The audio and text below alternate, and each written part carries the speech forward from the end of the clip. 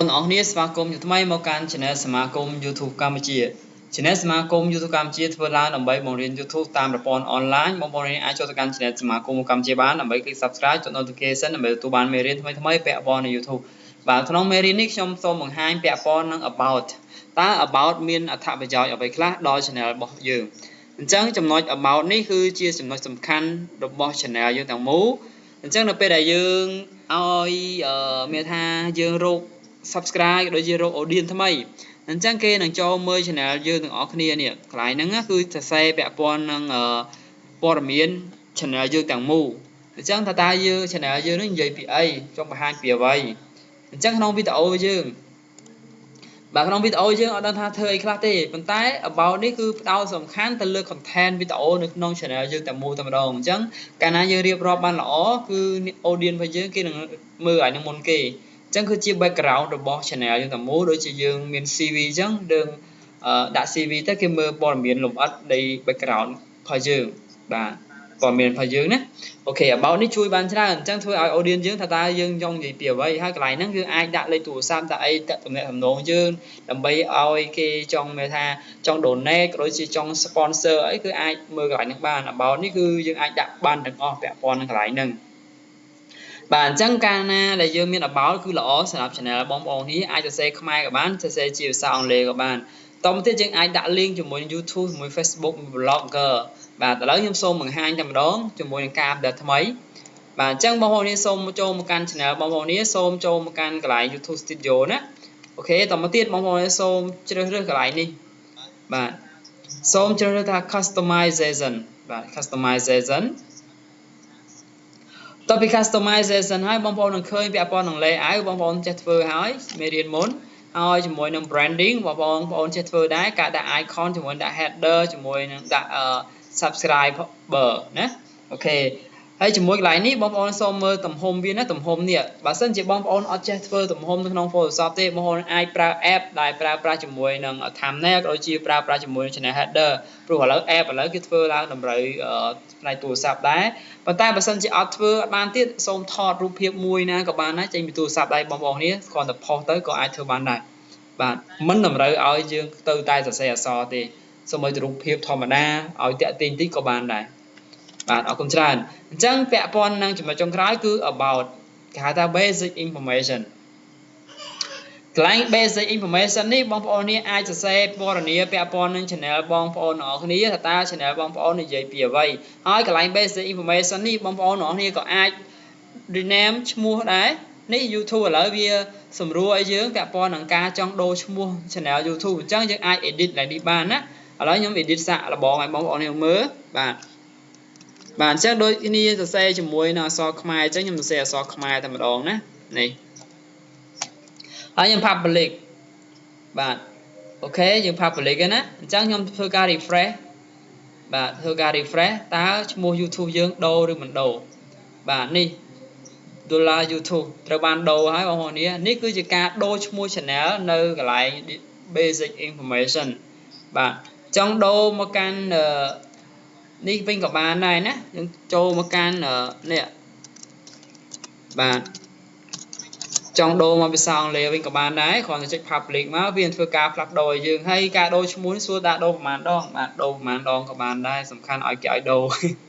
កាលណាដូរច្រើនពេកគេលែងឲ្យដូរក៏យើងមិនអាចដូរបានតាមអ្វីយើងចង់បានដែរបាទតោះនេះឥឡូវបានទៅវិញហើយគឺ $YouTube បាទ $YouTube អូខេតោះឥឡូវយើងចាប់ផ្ដើមសរសេរ description បងប្អូនខ្លះក៏សួរថាលោកគ្រូខ្ញុំសរសេរអក្សរខ្មែរបានអត់បាទសរសេរអក្សរខ្មែរក៏បានដែរណាប៉ុន្តែខ្មែរអ្នកមើលប៉ុន្តែខ្ញុំរីកខមមិនបងប្អូននេះសូមប្រើប្រាស់ជាមួយនឹង Google ដើម្បីធ្វើការបកប្រែណាអូខេឥឡូវយើងត្រូវការ translate ជាមួយ Google Translate បាទនេះជា Google Translate បងប្អូននេះសូមចុចមក Google Translate តទៅទៀតយើងសរសេរអក្សរខ្មែរសូមស្វាគមន៍មកកាន់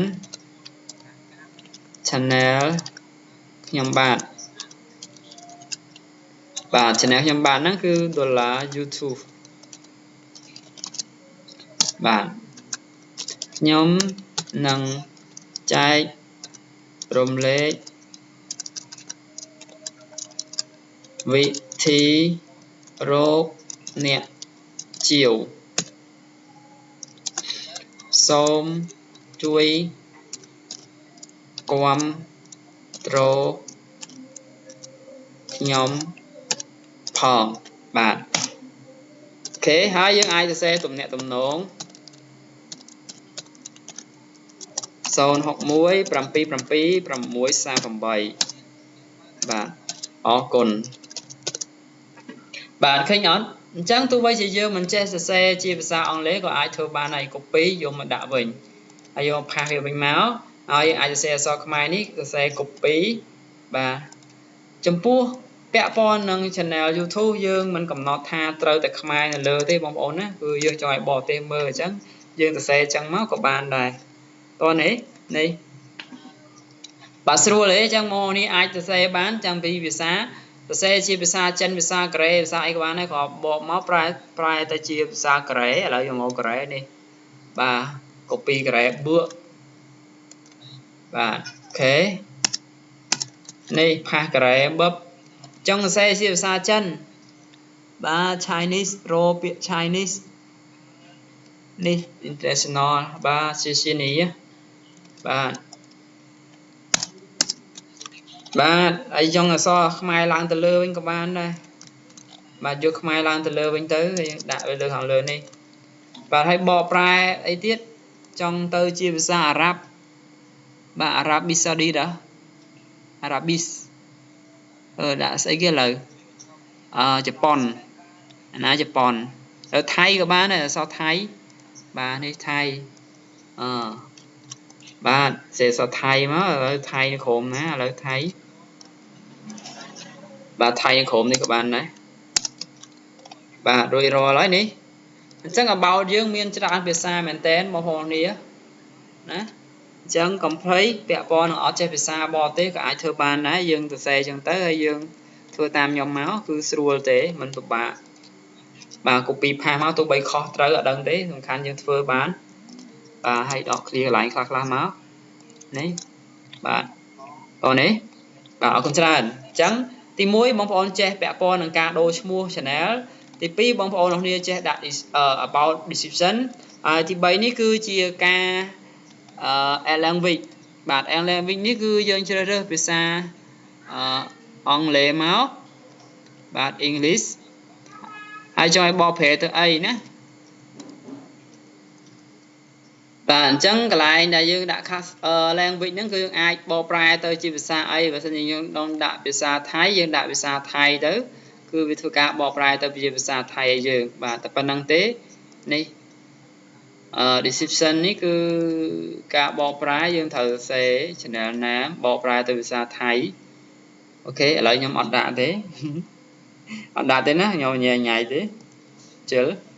អូខេឥឡូវខ្ញុំលងពាក់ព័ន្ធ language មិនបាច់ដាក់ទេបងប្អូនគ្នាកុំឲ្យពិបាកតាមទៀត link នេះគឺជាការដាក់ Facebook យើងជាមួយនឹង website ជាមួយនឹង blogger បងប្អូនគ្នាណាអញ្ចឹងខ្ញុំចុច add link បាទចុច add link ហើយកន្លែងនេះគឺវា require title ឥឡូវខ្ញុំសរសេរថាFacebook បាទ Facebook អញ្ចឹងខ្ញុំយក URL របស់ Facebook page ខ្ញុំមកដាក់ណានេះជា page របស់ Facebook ខ្ញុំយកមកដាក់កន្លែងហ្នឹងតែម្ដងបាទបន្តមកទៀតខ្ញុំ add បន្ថែមទៀតជាមួយនឹង website បាទ website ក៏ខ្ញុំមាន website ដែរនេះគឺជា website ផ្ទាល់ខ្លួនរបស់ខ្ញុំហើយខ្ញុំដាក់តែម្ដងហើយមួយទៀតខ្ញុំ add បន្ថែមទៀតពាក់ព័ន្ធនឹង blogger បាទ